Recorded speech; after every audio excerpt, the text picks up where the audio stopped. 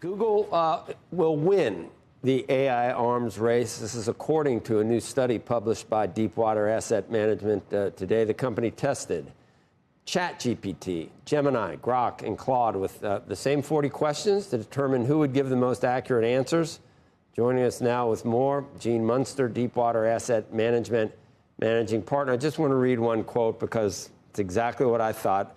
What's most important for the future is the ability to allow third parties to create unique, deep, and conversational experiences that deliver insights beyond search.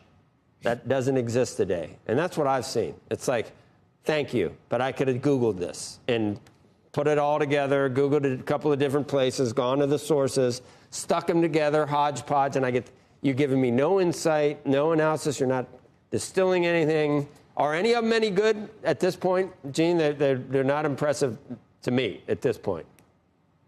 Well, I think they definitely do an important role in terms of getting to the answer more quickly. But I do think we're in this kind of still early stage. If you kind of a scale of 1 to 100, we're probably in the teens in terms of their ability to really deliver something that's unique. And so I want to break down the topic into two pieces. Number one, you led with our belief that Google is going to win at search. And that is a powerful statement given some of the concerns that investors have about the $185 billion in revenue that they're going to do this year in search, and that potentially getting displaced by other generative AI search products. OpenAI is going to come out with a chatbot this year. But our findings are that the intelligence of these models, even though it's called at 15 on a scale of 100 right now, the intelligence is comparable. And why that's so important for Google investors is that if it's comparable to OpenAI and Grok and Claude, that means that those 4 billion daily active search users really aren't going to be motivated to make that switch. And so I kind of think about this topic in two pieces. Google's search franchise is intact. No need to worry. Second is, what does that mean for if the search kind of opportunity and that commerce opportunity gets taken off the table?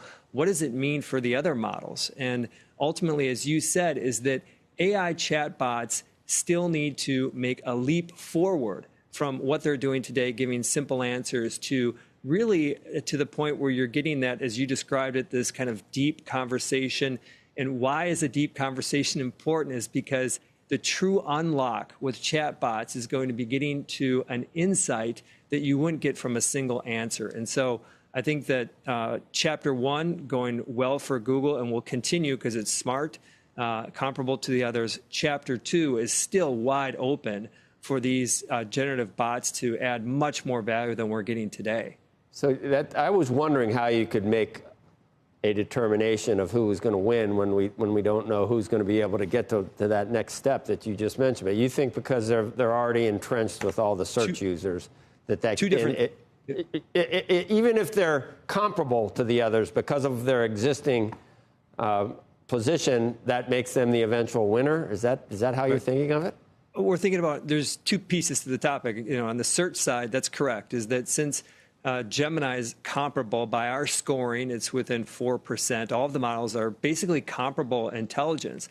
And since it's comparable, there's no real motivation. It's not 10x better for this habitual search behavior that we have around Google to change. And so that search piece is in a good place. But then there's another part of the conversation that emerged in our testing, which is that what's happening in search and will continue to be generative search in the future really isn't the true unlock related to a chatbot. And that true unlock still hasn't happened. And I think that that's the opportunity for all four of them is to build a model that just has that conversation piece that still doesn't exist today.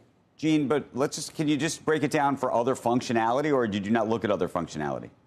We did. We basically, as I mentioned, their intelligence are comparable. No, but I just say, so I use this stuff all the time. I would tell you if I was going to write something, and I don't do this, we actually don't do this professionally, but if you're going to write something or play with writing it, I would use Anthropic. I would use Claude, right? It seems more human.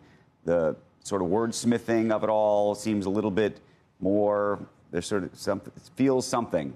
Not for your column, you're not doing No, I'm just saying if you haven't done this yet, have you? No, I'm saying if you were going to try to write something or use it to write something, don't do that. Anthropic, to I'll me, be able to tell.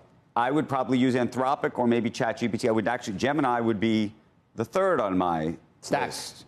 If I was stack rank them, if you will. Stack rank. If you wanted to use numbers or to create charts or to create tables, you might actually use, I think you'd use ChatGPT probably first of all those things.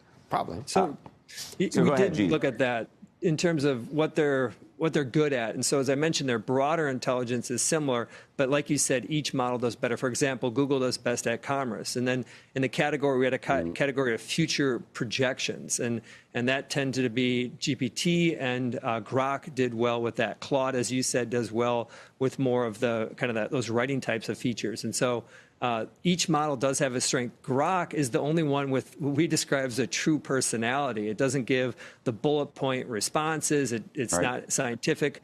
So just if that's more of your personality, you're going to gravitate more towards Grok. But they do have individual strengths. Their broader intelligence is relatively comparable.